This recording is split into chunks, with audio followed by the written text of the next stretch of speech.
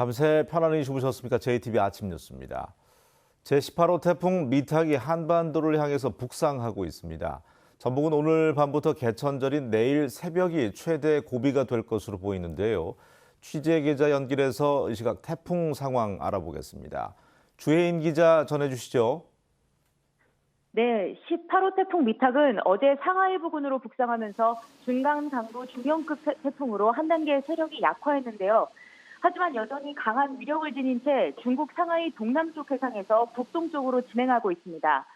미탁은 오늘 밤 제주 서쪽 해상을 거쳐 자정 무렵 목포 남쪽 해안에 상륙하겠고 남부 내륙을 관통해 동해상으로 빠져나가겠습니다. 전북은 오늘 오후부터 태풍의 직접 영향권에 들겠습니다. 최대 고비는 태풍이 남부 내륙을 관통하는 오늘 밤부터 개천절인 내일 새벽이 되겠습니다. 태풍의 영향으로 전북엔 어제부터 남부 지역을 중심으로 제법 많은 비가 왔습니다. 지금까지 남원에 62.5, 순창 54.5, 고창엔 32.4mm의 비가 내렸습니다. 지금도 일부 지역엔 빗방울이 떨어지고 있는데요. 서해 남부 먼바다에는 이미 태풍 경보와 풍랑주의보가 내려진 상태입니다.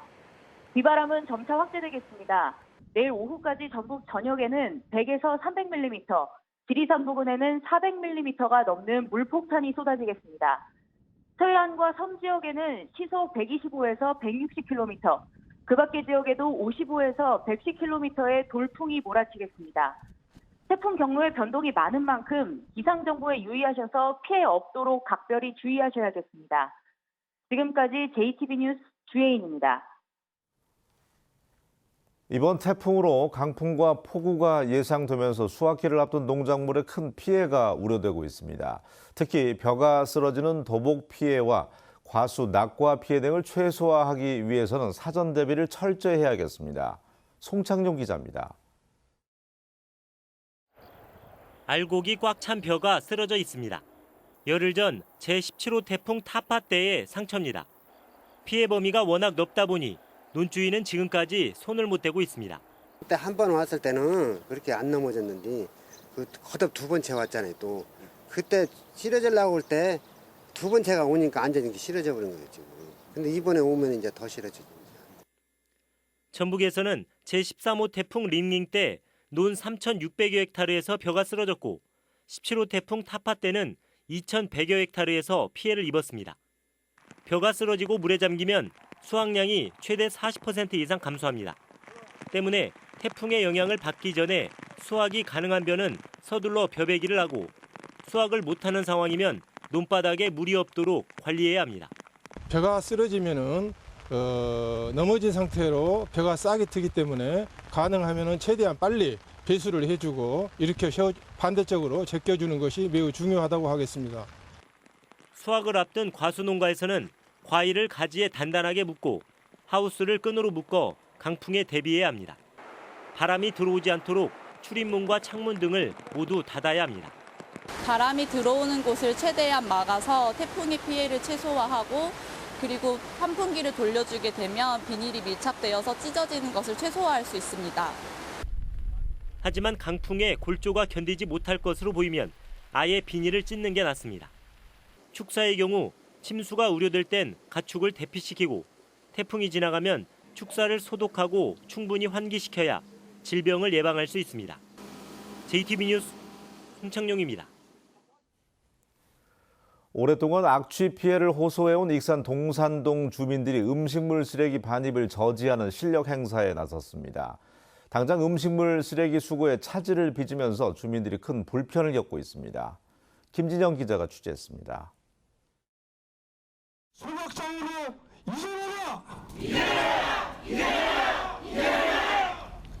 익산 동산동 주민들이 참다 못해 악취를 발생시키는 음식물 쓰레기 처리장을 점거했습니다.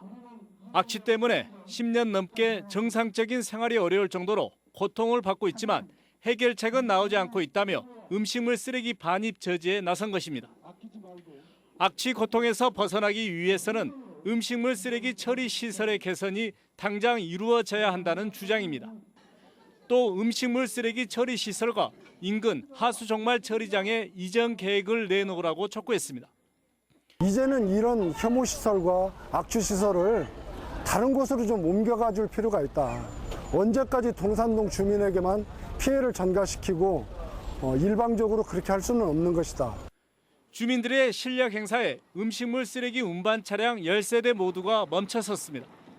원칙적으로는 지금 처리장으로 들어가서 처리장에서 처리를 하고 다시 나가서 다시 수거를 해야 되는 상황인데 저지를 하기 때문에 지금 못 들어가고 대기하고 있는 상태입니다. 익산 지역에서 나오는 하루 음식물 쓰레기 양은 80톤. 이들 차량이 수거를 안 하면 주민들은 매일 쌓이는 막대한 음식물 쓰레기에 큰 불편을 겪을 수밖에 없습니다. 편하죠, 당연히. 여름은 아니겠지만 그래도 음식물이라 냄새도 있고. 익산시는 이틀 뒤면 쓰레기 대란이 현실로 나타날 것으로 보고 대책을 서두르고 있습니다. 이 자체 보관할 수 있는 기간은 한 이틀 정도가 되겠습니다. 이 기간이 장기화 된다고 하면 저희가 다른 지역으로 이적 처리하는 것도 함께 고려하고 있습니다. 익산 동산동 주민들은 오는 4일까지 음식물 쓰레기 반입을 막을 계획이어서 당분간 주민 불편이 계속될 전망입니다. JTB 뉴스 김진영입니다.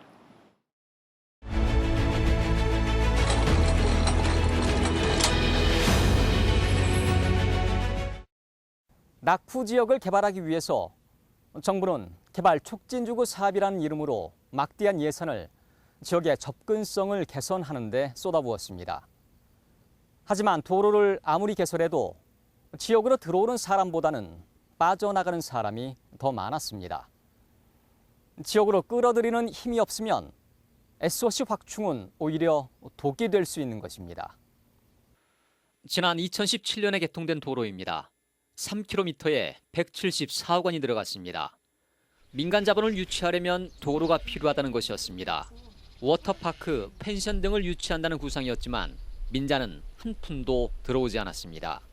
그렇게 발표를 했으니까 시에서 발표를 해갖고 조감도가 나왔으니까 그래서 나도 여기다 저 집도 짓고 그랬는데 뭐 그거 다 무산되고 아무것도 아니잖아요. 정부는 지난 96년부터 전국 66개 지역에 개발 촉진주거 사업에 2조 7,384억 원을 투입했습니다. 이 가운데 소멸 고위험지역 상위 10곳과 도내 지자체 개발 촉진주거 사업의 민자 유치 실태를 조사했습니다.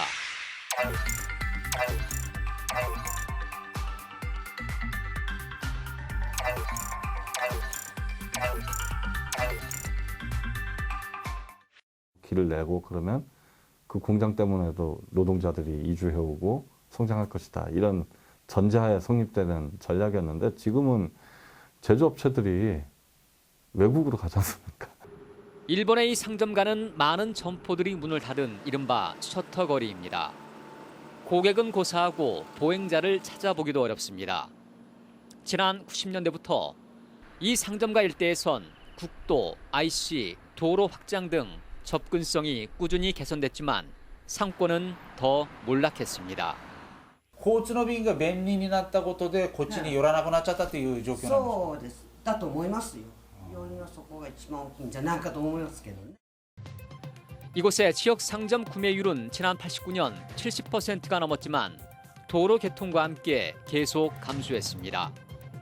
도로가 개통돼 소비자들이 이 상점가로 오기보다는 오히려 도로를 타고 지나쳐버린 것입니다. 지역개발 사업의 대부분은 지역에 있는 자원과 사람을 지역 외로 빠져나가게 하는 이런 부정적 영향을 많이 주는 것이 사실이고 그곳만의 경쟁력이 없고 내세울 것이 없는 지역에게는 SOC 확충은 득보다는 훨씬 큰 실을 가져왔습니다. JTB 뉴스 정윤성입니다. 자유한국당 전북도당이 2년 넘게 비어있던 도당위원장을 임명하고 본격적인 총선 체제에 돌입했습니다.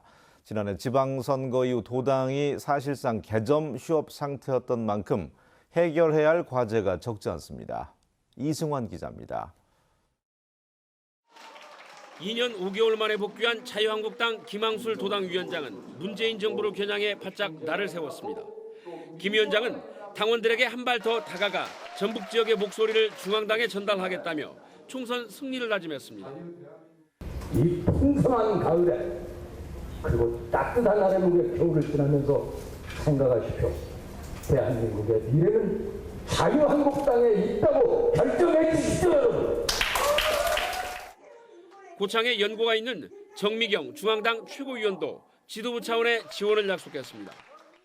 그 열정과 그 움직임에 대해서 제가 대신해서 갚아드릴 것입니다.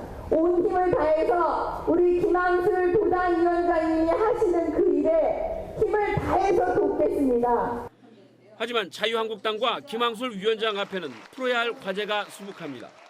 도내 보수층의 표심을 꾸준히 공략한 끝에 2014년 민선 6기 지방선거 때 도지사 선거의 득표율을 20.45%, 도의원 비례선거 득표율을 17.46%까지 이끌어냈지만 탄핵의 여파로 지난해 지방선거에서는 2, 3%대로 폭락했기 때문입니다.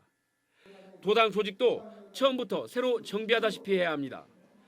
부위원장과 각종 위원장 등 30여 명의 도당 운영진이 대부분 공석이고 도내 10개 선거구 가운데 확실하게 출마 의사가 있는 입지자도 2~3명뿐입니다. 지방선거 이후 도당이 사실상 방치되어 온 만큼 선거를 겨냥한 당원 늘리기와 정책 개발도 한시가 급합니다. 탄핵 사태로 어렵게 쌓아올린 보수층 지지율이 흔적도 없이 사라진 상황. 6개월 남짓 앞으로 다가온 총선 준비에 나선 자유한국당 앞에 만만치 않은 과제가 놓여 있습니다. JTB 뉴스 이승환입니다.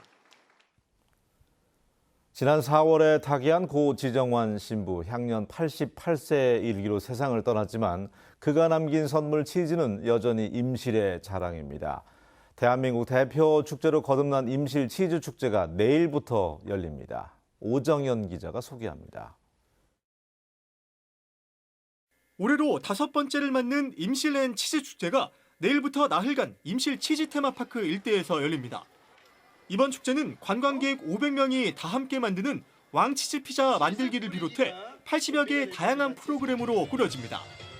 지난해 35만 명이 다녀간 임실앤 치즈 축제는 문화체육관광부 선정 2019 우수축제로 꼽혔습니다. 남원시가 27번째 흥부제를 맞아 흥부 좀도리쌀 모으기 선포식을 개최했습니다. 조금씩 따로 모아놓은 이른바 좀도리쌀을 걷어 흥부제에서 떡을 빚을 계획인데 남은 쌀은 어려운 이웃에게 돌아갑니다. 춘향제와 함께 남원 대표 문화축제인 흥부제는 오는 11일부터 사흘간 사랑의 광장과 요천 일대에서 펼쳐집니다. 시민들의 자발적인 참여를 유도하여 흥부 사랑이 넘치는 성공적인 흥부제를 만들어 가겠습니다. 제1회 고창 농업농촌 3분 영화제 전국 공모전 시상식이 열렸습니다. 단편 영화 10편이 수상작으로 선정된 가운데 초대 대상 영예는 고창의 수려한 풍경을 담아낸 작품 고창은 처음이다가 차지했습니다. 농생명식품산업 한반도 수도 고창을 부각하는 기발한 아이디어와 영상으로 고창 농산물을 홍보하는 농업농촌 영화제입니다. 모두 45편이 출품된 이번 영화제는 4천여 명이 참여한 전국민 온라인 투표와 전문 심사위원회의 엄정한 평가를 거쳤습니다. JTB 뉴스 오정현입니다. 국공립유치원과 초중고등학교 10곳 가운데 9곳은 스프링클러가 없는 것으로 나타났습니다. 더불어민주당 김혜영 국회의원이 교육부 자료를 분석한 결과 지난 7월 현재 전북 국공립유치원과 초중고 1,317곳 가운데 11%인 127곳에만 스프링클러가 설치돼 있습니다. 이는 스프링클러 설치 기준이 강화된 2004년 이전에 지어진 학교가 많기 때문입니다. 뉴스를 마칩니다. 고맙습니다.